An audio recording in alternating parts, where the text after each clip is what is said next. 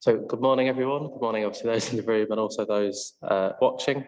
It's Tuesday, the 22nd of February, 2022, and this is the decision session of the Executive Member for Culture, Leisure and Communities. And we're here today, and this is what I'm guessing in person, Ron, so for a change. It's good to see everyone physically.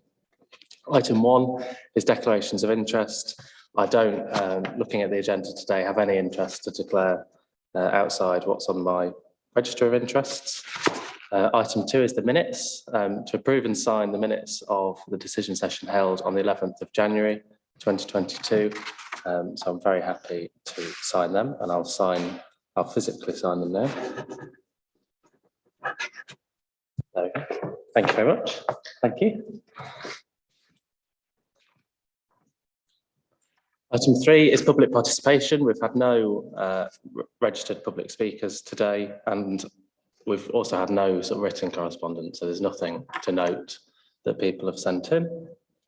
So we can skip over that. And our only substantive item today is item 4, which is York Learning Self-Assessment Report 2021. I think I'll go straight over to you. Hi, thank you, Daryl. So yes, this is our yearly report that goes to Ofsted. It's always based on the last academic year, so it's 20 to 2021. So it's a reflection on the past year, if you like. The key points I suppose I want to draw your issues to are, as I've put in point 7 on page 8 under key issues, there's been significant improvement in our achievement across the service, moving from 77% in 1920 to 81.7% in 2021. We still haven't got back to pre-COVID figures, but that's still a great jump and a good improvement for the last year. The 16 to 18 study programme has had a slight drop in numbers, but that's just because of COVID and not being able to get enough in the classes and that for that period. But 79% of those young people have had positive outcomes, and that means they've moved into employment, further training, apprenticeships and all of that, which I think is an excellent result, actually. Considering COVID and all the challenges that those young people have had to be able to study at home and other health issues, I think that's a really good result. And item 13, we've still suffered a bit of a drop in income. We're not back to pre-COVID income, obviously because we've not been able to run as many classes. We've not been able to put as many people in the classes as we would normally have because of COVID. And but it's still increased, and we think we're on a good path to get back to where we were. And just to highlight that, unfortunately, there's still a few people that are not able to get online, and we've been helping them over the last year to get recycled equipment to enable them to have their own laptop. And we've also managed to get more loan laptops to learners to enable them to engage with learning with us as well. So those are the main points from the report. And then I think the only other item, I think on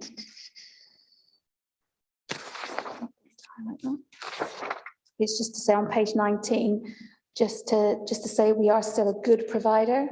We're going to tell Ofsted that we actually feel we're good in all areas of the inspection framework, so quality of education, personal development, behaviours and attitudes, leadership and management, they're all good. But the reasons we're not outstanding, I thought you might want me to highlight. We're still developing additional partnerships with other charities and organisations in York to see what sort of programmes they'd like us to see for their clients, and how we work with that. Tutors' feedback is about not very challenging to learners, to provide stretch and challenge and to help learners understand how to reflect on what they're doing. So that needs a bit more improvement. We're now looking at learners' transferable skills. That's like motivation, timekeeping, self-management, all of those sort of skills. We're putting processes in place this year to try and identify that better in our learning offer, so that they understand their transferable skills, so that when they think, oh, I can't do that job, actually you can say, well, you've got good timekeeping, you're self-motivated, you work as a team within the class, and so on, and sort of develop that within our programs better. And we're still working on our Prevent offer. It's good, but it could be better. And being online was more challenging to have those meaningful conversations around the Prevent agenda.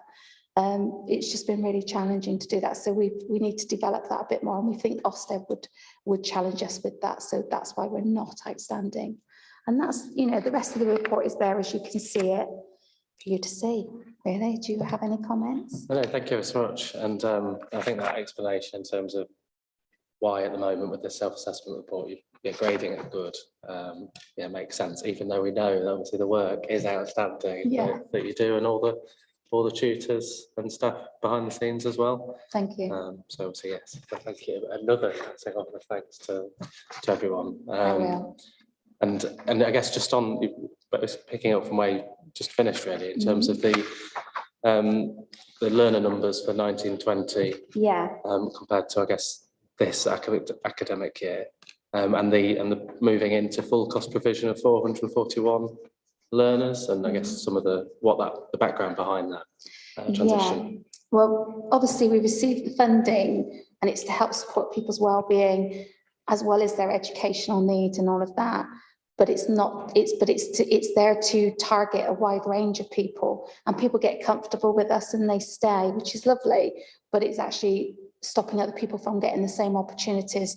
So what we're doing is gradually moving people into private provision. So our tutors are also private providers, and then they can set up smaller classes to support their needs, which they pay for and are no longer being funded for.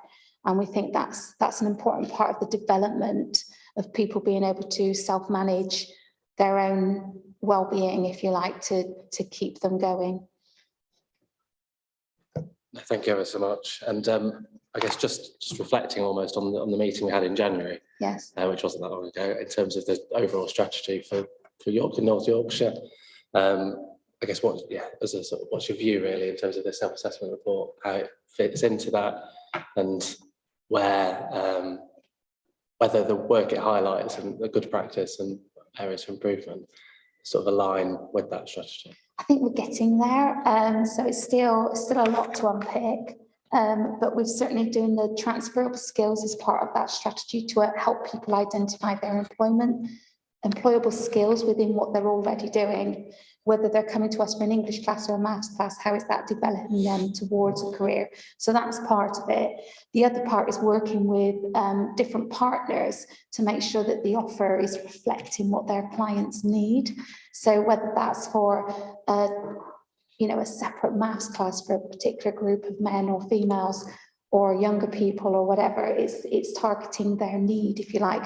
We've been doing digital skills for particular groups and so on, so that we're only covering the points that they want to learn rather than the whole curriculum, because sometimes that's not what people want. So we're working with those smaller groups, if you like, to try and make sure the programme. And then on top of that, we've also been, in the last year, we've been since May last year, we started social prescribing, and we're working with CVS, York CVS, for them to be able to social prescribe people onto our courses who need that help and support to manage their everyday life and get back into the working world, if you like.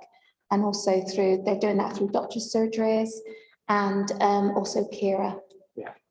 No, thank you. I'm already on. No, thank you so much for that. And no, I think it makes sense in terms of where we're at. And on the social prescribing front, was on a call with other actually it's with the sort of local government association and looking at sort of best practice, and absolutely more of that, especially when we're looking at the shifting budgets of adult social care and what it means to sort of live a good healthy life for longer.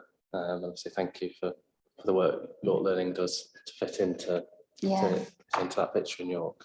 Thank you. Is there anything you'd like to add, Charlie?